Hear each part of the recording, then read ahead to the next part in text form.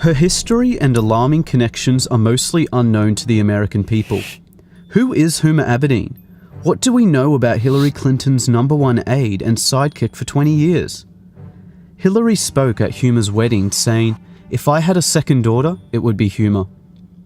This presidential election decides who gets to run the most powerful country on earth, so it is obviously very important to understand the facts about Huma Abedin, as she may very soon become Chief of Staff in the White House. I'll be simplifying an intricate web of people, organizations, and events that unraveled over many years. All of this information and more is available online for anyone who has access to Google. Anyway, here is an unbelievable story of infiltration, unfolding before our eyes, and the most important aspect of this election that you definitely won't see on CNN. There are 4 main players in this: Hillary Clinton, Huma Abedin, Abdullah Omar Nassif, and Saudi Arabia. Huma was born in the USA. Then when she was 2 years old, her family moved to Saudi Arabia. They lived in Saudi Arabia for 16 years. Huma returned to the USA when she was 18 to study at George Washington University. Only after 2 years in the country, she became an intern for Hillary Clinton, and soon after started working full-time. Also in 1996, Huma was working at her family business, a journal by the Institute of Muslim Minority Affairs. The Abedin's family business is owned by the Muslim World League, Saudi Arabia's global organization that promotes violent Wahhabi Islam. They even share an office at 46 Goodge Street, London. Saliha Abedin, Huma's mother, and Hassan Abedin, Huma's brother, currently work there still. Abdullah Omar Nassif is one of the founders of the Muslim World League and served as vice president of the Saudi Kingdom Shura Council. He created Huma's family business along with her father.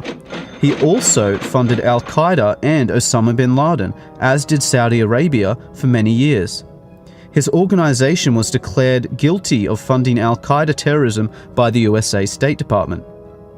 During the Holy Land Foundation trial in 2001, the FBI discovered that the Muslim Brotherhood gave over $12 million to Hamas, the terrorist organization.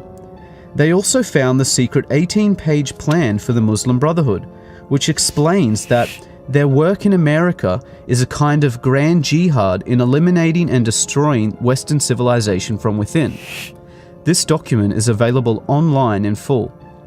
One of the many listed organizations within the Muslim Brotherhood was the Muslim Students Association, which Huma was an executive board member on for 3 years.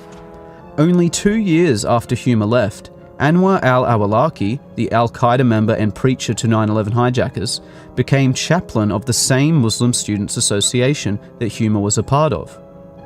To make things worse, Huma's mother, Saliha Abedin, is a leading member of the Muslim Sisterhood, the women's division of the Muslim Brotherhood. All of these organizations share the same goal and tell us repeatedly in plain English. They want to destroy Western civilization and replace our laws with oppressive Sharia law like you see in Saudi Arabia. On 9/11, Abdullah Omar Nassif, Saudi Arabia, and Al-Qaeda tried to do just that. Where was Huma that day? The top funders of the 9/11 attacks created Huma's family business. Huma was officially working for the terrorists and Hillary Clinton the day those towers fell. Huma Abedin has never come forward with any information about her Saudi co-workers. Absolutely none of Huma's connections were mentioned by her during the investigations into 9/11. She has made no mention of her relationship to Abdullah Omar Nassif, the Muslim World League, Muslim Brotherhood, or her current status at her family business, which could be of unimaginable assistance to the FBI and the CIA. Huma's mother still works for the Muslim World League, yet Huma has made no effort to distance herself from her mother or her radical views. Saliha Abedin is a leading Sharia activist who has, for example, published a book called Women in Islam that claims secular man-made laws enslave women. It supports female genital mutilation, the death penalty for leaving Islam, the legal subordination of women, and the participation of women in violent jihad. Hillary Clinton has flown to meet with Saliha Abedin many times. Huma says that her mother considers her to be a big deal and is proud of her. Huma's absolute silence on all questions regarding her extremist ties says far too much. How can someone with such close links to terrorism be allowed access to our top-secret information and have security clearances? Especially since it was found that Huma was accessing Hillary Clinton's emails and physical documents. The Clinton Foundation received over $25 million from Saudi Arabia, and they also funded 20% of her election campaign. Saudi Arabia's massive influence on the Clintons and Obama administration has not gone unnoticed. The damaging results of Islamist influence on the USA and Europe is worthy of another dedicated report, as this is just the tip of the corrupt iceberg.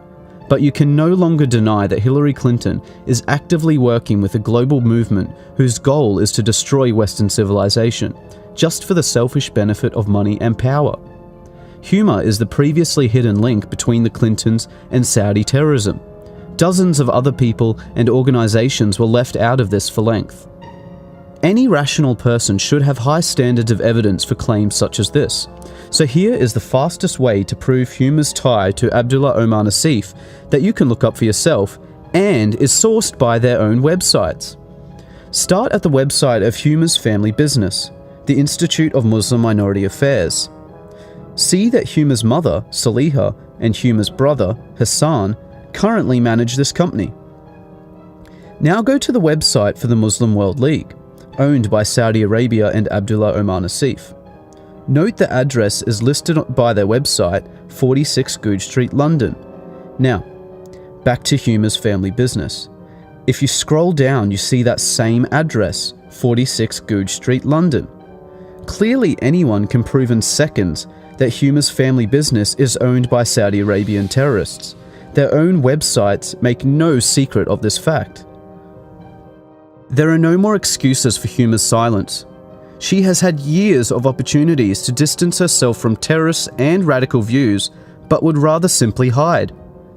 The American people demand an explanation from Huma Abedin and Hillary Clinton before the election. One simple, straightforward question needs to be answered. Did Abdullah Omar Nassif create your family business? And were you working with him in any capacity on September the 11th, 2001? Yes or no?